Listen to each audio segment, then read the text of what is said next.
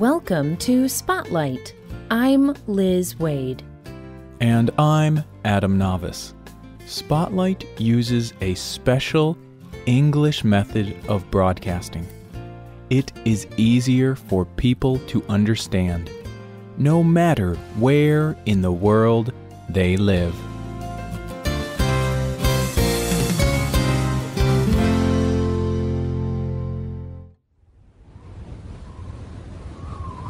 A woman is standing at the top of a cliff in Switzerland. She looks down at the valley. It is several thousand feet below her. The wind is strong. It pushes against her body with force.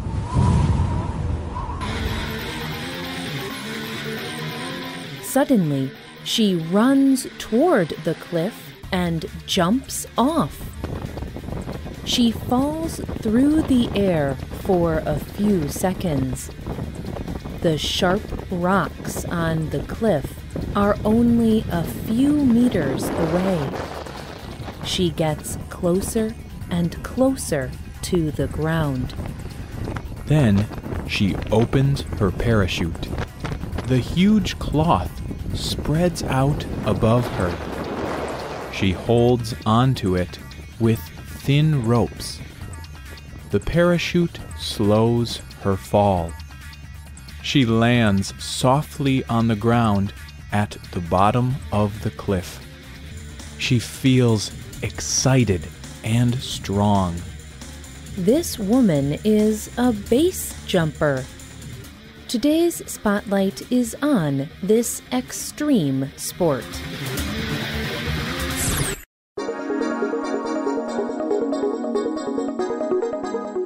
Thousands of people take part in base jumping each year. There are base jumpers from every country in the world. Jumpers often travel to different countries to jump from many kinds of objects. Each letter of the word base represents an object that these athletes jump from. B is for buildings. Many base jumps are from very tall buildings, like the Eiffel Tower in Paris, or the Petronas Towers in Kuala Lumpur. A is for antennas. These tall structures send radio, television, and mobile telephone signals. Base jumpers also jump from antennas on tall buildings, like the CN Tower in Toronto. S is for spans. This usually means bridges. There are many popular base jumping bridges in places like Utah and Norway. E is for Earth. Base jumpers also jump from natural formations like high cliffs and mountains, or they jump into deep valleys and caves under the ground. Each base jumper tries to get a base number. To get this number, a jumper needs to safely jump from each of these four objects. After they do, the original creators of the sport give them a base number. Each new jumper gets a number.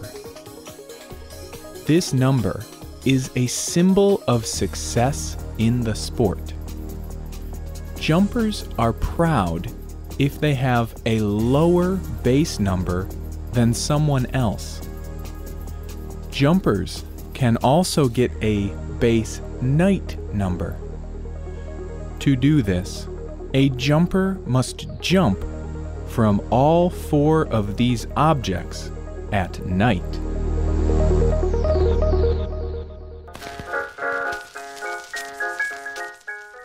People began jumping off tall objects as early as 1912.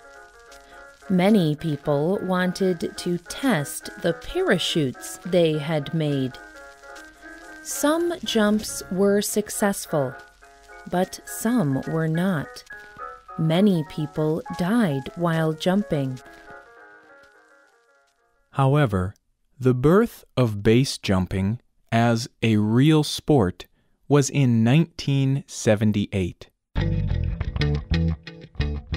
A man named Carl Bonisch began filming people jumping off a famous cliff called El Capitan.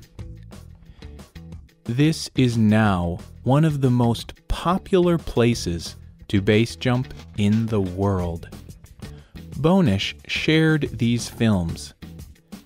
The films made the jumps look exciting.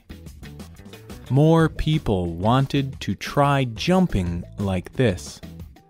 The sport began to grow. Many of these first base jumpers were professional skydivers. They had jumped from an airplane with a parachute many times before. Some had jumped hundreds of times. But jumping from an object on Earth was much different. There are many dangers in base jumping that are not a part of skydiving. The ground is much closer. This means that the time a base jumper is in the air is shorter. There is less time to fix any problems that may happen. If something goes wrong with a parachute, there is no time to open a second one. It is also difficult to know wind direction close to the ground. Strong winds move quickly around buildings, bridges, cliffs, and other large objects. These bursts of wind can throw the jumper against a rock or building. The wind can also turn the jumper around backwards or upside down. This makes it difficult to safely open a parachute. A base jumper only has a few seconds to fall before he opens his parachute. This means that he only has one chance. The jumper needs to choose the safest second to open it. There is also a new type of base jumping called wingsuit jumping. These base jumpers wear a special suit with webbing between their arms and legs. This cloth webbing stretches from their arms to their body and between their legs. This gives the jumper a kind of wings. When a wingsuit diver jumps from an object, the cloth wings slow his fall. He is able to glide through the air more slowly than a regular base jumper. He is also able to control the direction he floats through the air. In this way, he moves through the air like a bird.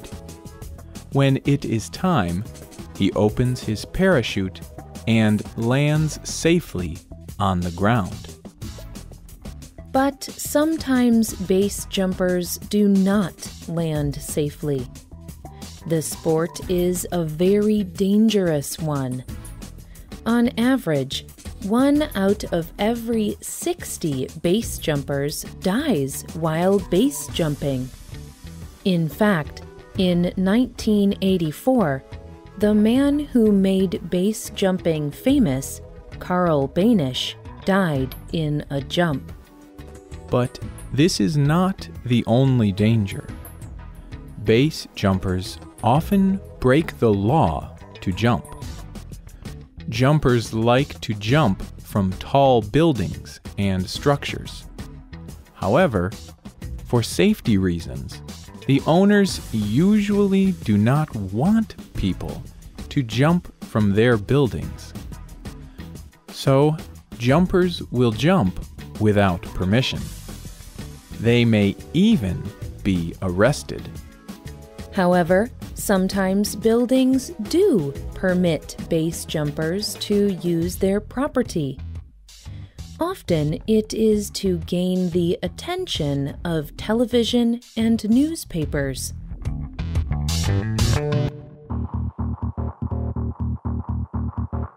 This was the case in January of 2010. Two men, Nasur al-Niadi and Omar al-Hegelen, jumped from the Burj Khalifa. This building is in Dubai. It is the tallest building in the world. 2 years earlier, two other men had been arrested for jumping from the same building. Those men were arrested, but this jump was different. This time, Niadi and Hegelen were going to set a new world record. Niadi and Hegelen had permission from the owner of the building. Niadi has completed 2,700 base jumps. Hegelen is also very experienced. Together, they wanted to set a record for the world's tallest base jump. The Burj Khalifa is 672 meters tall. Niadi will never forget the intense experience of jumping from that building. He told the Sunday Times newspaper about his jump. He said, "It was the best experience ever. When we were at the top of the building, I was thinking, this is insane." Do you think Niadi was insane? Would you ever base jump? Are you insane and brave enough to try it? If you are, there are thousands of people who will be happy to jump with you. The writer of this program was Joanna Poole. The producer was Michio Ozaki. All quotes were adapted and voiced by Spotlight. You can find our programs on the internet at www.radioenglish.net. This program is called Brave or Insane. We hope you can join us again for the next Spotlight program. Goodbye.